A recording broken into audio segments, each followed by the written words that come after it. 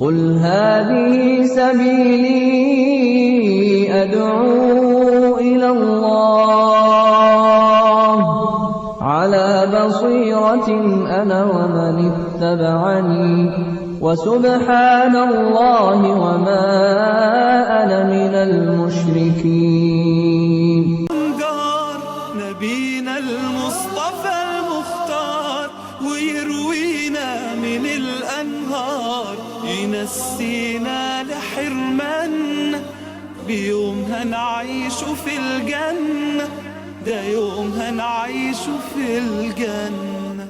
السلام عليكم ورحمة الله وبركاته. بسم الله والحمد لله والصلاة والسلام على حبيبنا وأسوتنا وقدوتنا وشفيعنا رسول الله صلى الله عليه وآله وسلم. أما بعد فمرحبا بإخواني وأخواتي وأهلي وأحبابي، مرحبا بكم مرة أخرى مع يوم في الجنة. الحقيقة كل مرة بنقول بنتمنى أن ربنا يجمعنا في الجنة، وعايز أقول دايما أن ذكر الجنة بيخلصنا من أغلب مشاكل حياتنا. اللي في فقر يعلم انه ان شاء الله سيزول كل ذلك وسينسى كل شقاء وبلاء في الجنة. اللي في مرض عارف ان المرض سيزول في الجنة. اللي مظلوم عارف انه هياخد حقه يوم القيامة ويخش الجنة.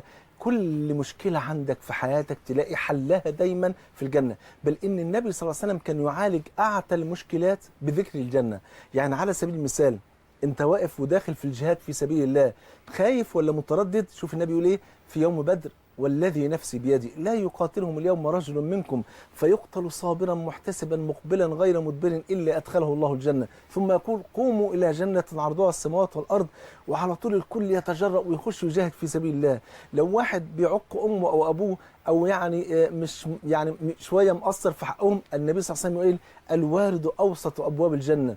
لو واحد عياذا بالله عايش ومدمن خمر فالنبي عليه الصلاه والسلام يقول من شرب الخمر في الدنيا ثم لم يتب منها حرمها في الجنة. وهكذا كان النبي يعالج أعتى المشكلات بمجرد ذكر الجنة. وقلنا في حلقات سابقة قبل ذلك أن النبي كان يربط كل طاعة بالجنة عشان همتك تعلو في هذه الطاعة، سواء كانت صلاة أو زكاة أو صيام أو حج أو ذكر أو أي حاجة بفضل الله سبحانه وتعالى. تعالوا نشوف النهاردة كيف يكون وصف المؤمنين عند دخول الجنة. الله، سألنا حبيبنا المصطفى صلى الله عليه وسلم إزاي هيكون وصف المؤمنين يا رسول الله وهم داخلين الجنة؟ ربنا يجعلنا وإياكم من أهل الجنة.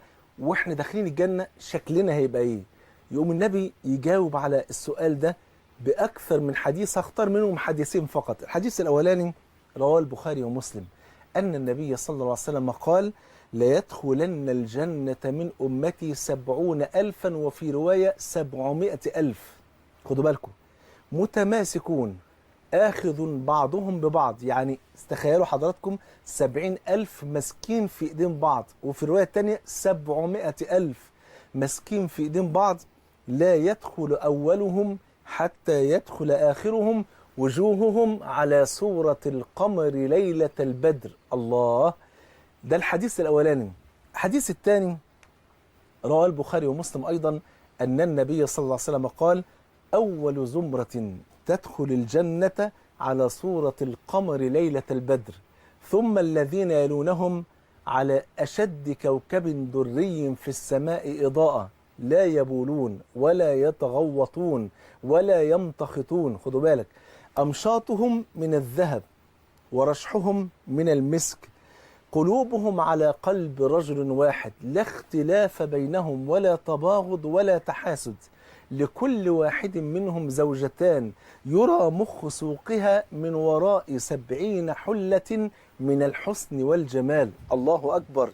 تخيلوا حضراتكم لما يكون واحد وهو داخل الجنة كده، بس أول تحفة كده ياخدها زوجتين من الحور العين. الواحدة منهم لو لابسة 70 حلة فوق بعضها، يرى مخ سوقها من الحسن والجمال بفضل الله سبحانه وتعالى، والقلوب على قلب رجل واحد. حديث ثالث رواه أحمد بسند صحيح أن النبي صلى الله عليه وسلم قال: يدخل أهل الجنة الجنة جردا مردا مكحلون أبناء 33. أكيد لازم نترجم بس بعد ما تصلى على حبيبك صلى الله عليه وسلم. النبي بيقول: يدخل أهل الجنة الجنة جردا. يعني ايه جردا؟ جردا يعني ما فيش ولا شعر موجود على جسمهم. الإنسان في الدنيا ممكن يطلع له شعر في صدره، في رجليه، في إيديه، مفيش ولا شعراية، الجسد يصبح ناعم، مفيش أي حاجة بفضل الله موجودة على جسمه. جردا مردا يعني من غير لحية.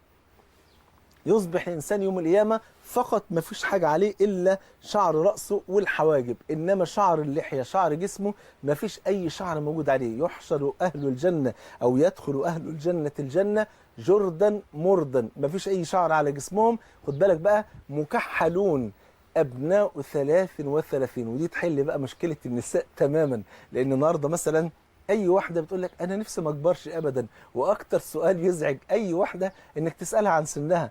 ولذلك مثلا تسال واحده عندي كام سنه يا اختي، مثلا تقول لك عندي 20 سنه. بعد 20 سنه تسالها عندي كام سنه، تقول لك 19 وماشيه في ال 18. ليه؟ هي مش ما نفسهاش انها تكبر. فيوم القيامه ربنا يكرمنا جميعا يا رب في الجنه، ونحشر على سن سيدنا عيسى عليه السلام حينما رفع الى السماء كان عنده 33 سنه، وهو سن اكتمال الشباب.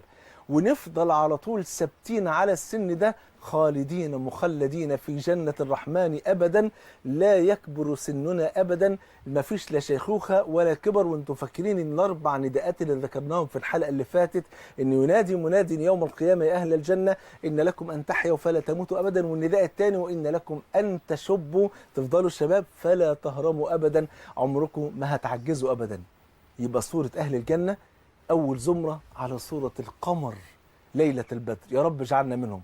واللي بعديهم على طول ما هماش وحشين برضو ما شاء الله، على صورة أحسن كوكب دري في السماء إضاءة، لا يبولون ولا يتغوطون ولا يمتخطون. سبحان الله، ما فيش هناك لا مخاط ولا بول ولا غائط ولا أي حاجة، لأن دي جنة يا جماعة. أمال الأكل اللي هناكله ده يطلع إزاي؟ جشاء كجشاء المسك، عرق مسك يطلع على جسد الإنسان.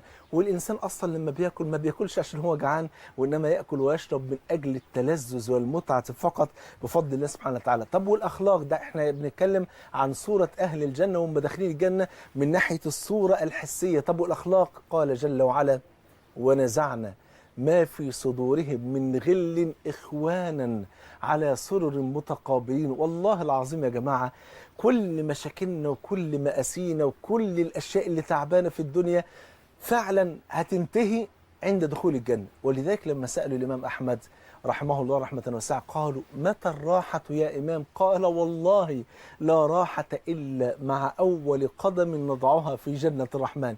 هناك بس تنحل كل المشاكل وما فيش عندك أي مشكلة، بل هناك النعيم الذي لا ينتهي أبدا، بل يزداد النعيم يوما بعد يوم، بل في نفس اليوم كل متعة ألذ من المتعة اللي قبلها بفضل الله سبحانه وتعالى.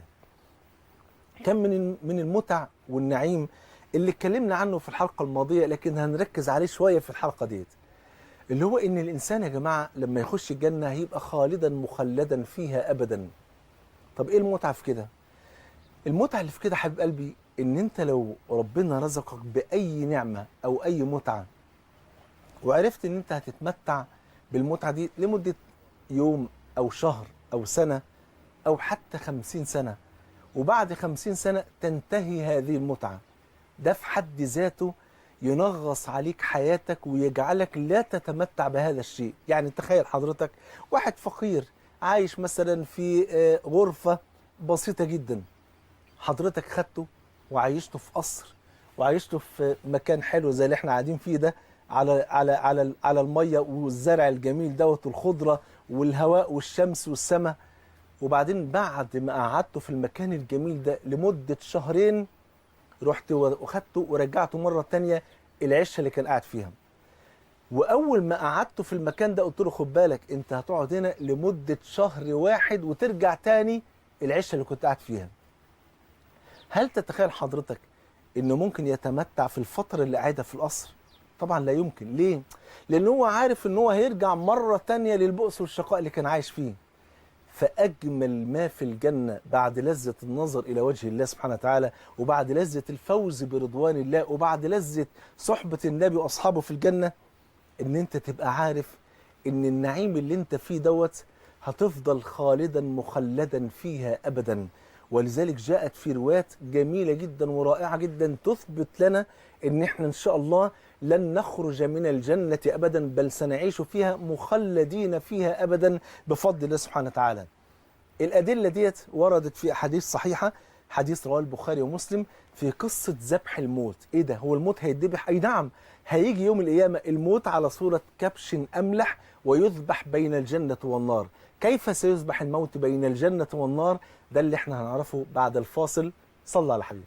تعالوا معانا نتهنى تعالوا معانا نتهنى في يوم هنعيش في الجنة، نحقق كل أمانينا وقبل ما حتى نتمنى. السلام عليكم ورحمة الله وبركاته. بسم الله والحمد لله والصلاة والسلام على رسول الله صلى الله عليه وآله وسلم. قلت لكم حبايبي إن الإنسان لو هيعيش في أي مكان ويتنعم فيه ويتلذذ، لكن عارف إن اللذة دي لن تدوم، هيبقى احنا كده نغصنا عليه عيشته، لأن هو هيحس إن هو النعيم ده مهما طال الوقت هو كده كده هيسيبه.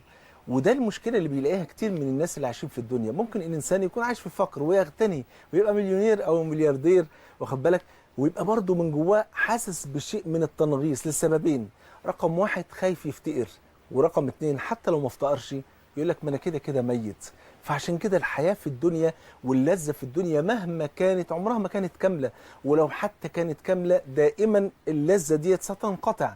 ولكن في الجنة اللذة كاملة وبتكمل أكتر وأكتر وتزداد كل يوم، وفي نفس الوقت أنت خالد مخلد فيها أبدا بفضل الله. قلنا إن الموت سيذبح يوم القيامة بين الجنة وبين النار. كيف ذلك؟ حديث رواه البخاري ومسلم أن الحبيب المصطفى ما صلى عليه صلى الله عليه وسلم قال: يؤتى بالموت يوم القيامة على صورة كبش أملح فيوضع بين الجنة والنار، ثم ينادي مناد: يا أهل الجنة هل تعرفون هذا؟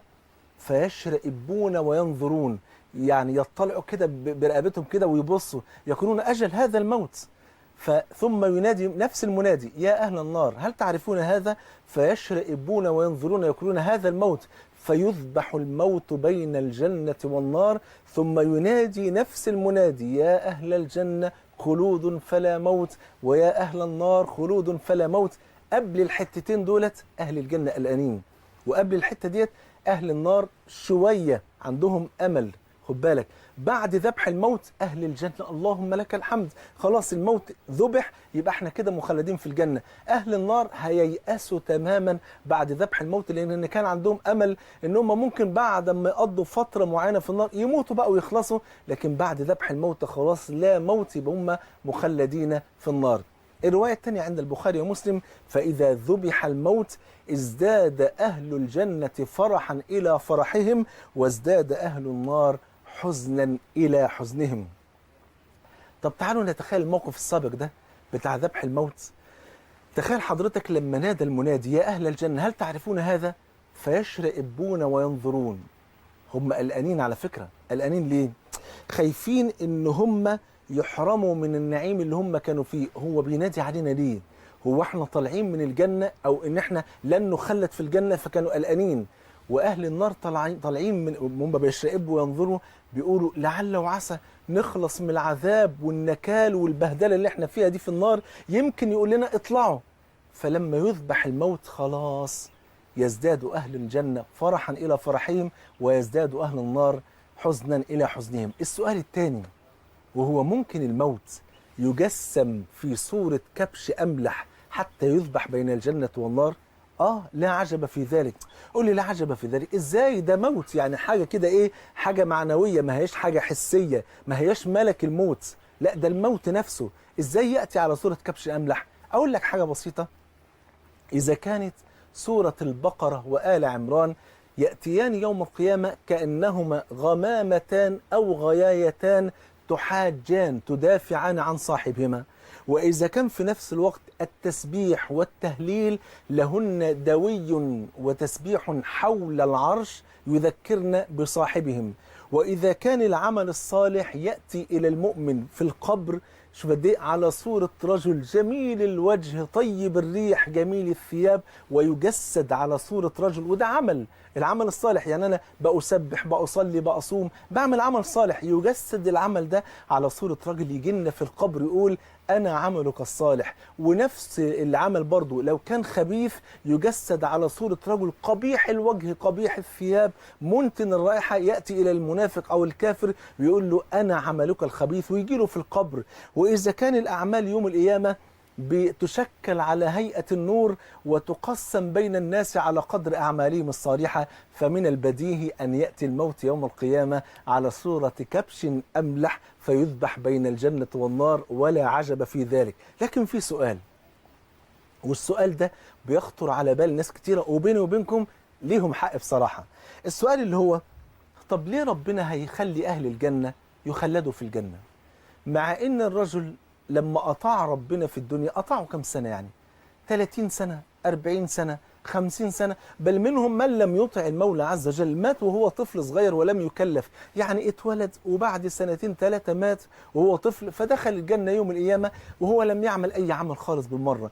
ومنهم من عاش مثلا 30 40 سنة، طاع ربنا قد ايه؟ أطاع ربنا 15 سنة من سن التكليف لحد سن ال30 ومات، أو أطاع ربنا من سن التكليف لحد 20 ومات. فليه يخلد في الجنة؟ طب هو لو كان أطاع ربنا مثلا 60 سنة يخش الجنة في المقابل 60 سنة، أو أقول لك الحسنة ب10 أمثالها يخش الجنة 600 سنة. طب وبرضه في المقابل ليه أهل النار يخلدوا في النار؟ هو عصى ربنا أو كفر بربنا قد إيه؟ 60 70 سنة يخش 60 70 سنة في النار يعذب، ثم بعد ذلك يموت. أقول لك لأ. قول لي إيه السبب؟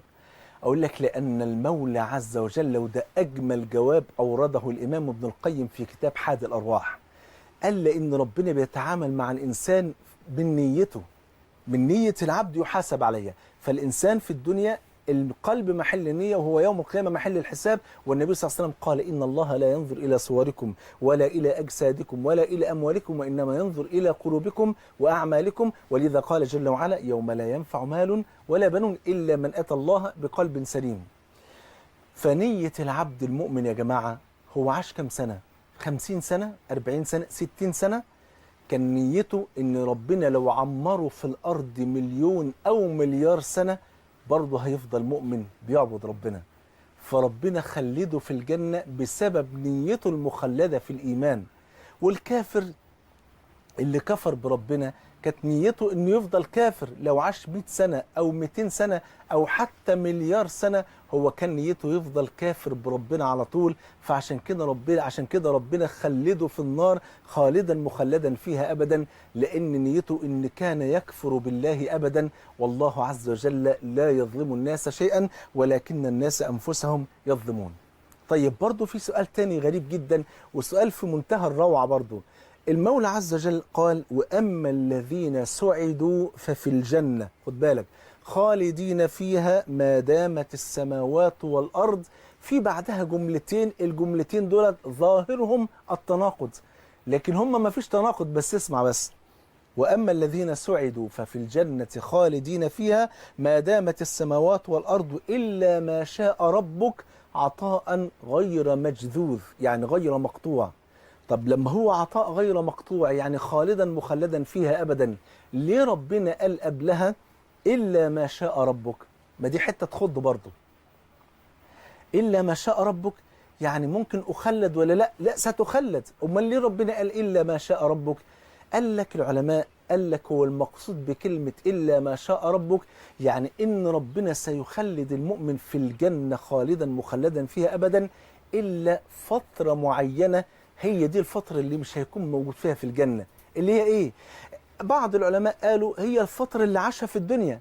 ما هي ديت، ما هو ربنا خلاص قدر ان العبد ده في الجنة، بس الفترة اللي في الدنيا ديت هيعيشها في الدنيا، ثم بعد ذلك لما يجي يوم القيامة يخش الجنة. وبعضهم قال هي الفترة اللي يكون فيها في القبر، وبعضهم قال هي الفترة اللي يكون فيها في أرض المحشر، وبعضهم قال لا، دي الفترة اللي هيكون فيها عصاة الموحدين في النار يعذبوا ثم يخرجوا بعد ذلك من النار ويدخلوا الجنة.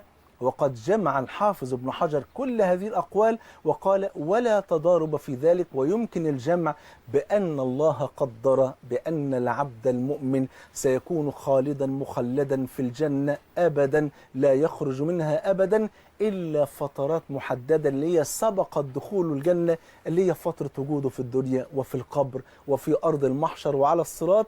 ثم بعد ذلك إذا دخل الجنة يصبح خالدا مخلدا فيها أبدا ولا يخرج من الجنة بفضل الله سبحانه وتعالى. شفت قد ايه نعمة كبيرة لما تعيش مخلد في الجنة. خلودك في الجنة ما يساويش ان انت تضحي بالمعاصي اللي انت ممكن تكون واقع فيها واكون انا واقع فيها ونكون كلنا ومحدش فينا معصوم. يبقى واجب علينا يا مسلمين ان احنا نتوب، لان ربنا ما كتبش التوبة على المذنبين بس، وعلى المؤمنين قال جل وعلا وتوبوا الى الله جميعا ايها المؤمنون لعلكم تفلحون. بل ان سيد ولد ادم صلى الله عليه وسلم الذي غفر له ما تقدم من ذنبه وما تأخر كان يتوب في اليوم والليلة أكثر من 70 مرة، دي رواية البخاري، و100 مرة دي رواية مسلم. عايزين نتوب، عايزين نطيع ربنا، وعايزين نتوعد من دلوقتي نفتح صفحة جديدة مع المولى عز وجل نملاها طاعة عشان ربنا يجمعنا في أحلى يوم في الجنة. سبحانك اللهم وبحمدك، أشهد أن لا إله إلا أنت، أستغفرك وأتوب إليك، وصلى الله على نبينا محمد وعلى آله وصحبه وسلم. أحبكم في الله، والسلام عليكم ورحمة الله وبركاته. تعالوا معانا نتهنى في يوم هنعيش في الجنة، نحقق كل أمانينا وقبل ما حتى نتمنى. قلوبنا في النعيم بتهيم بنظرة لوجه رب كريم. يا رب وعدنا وسعدنا ودين الفضل والمنة، بيوم هنعيش في الجنة، ده يوم هنعيش في الجنة.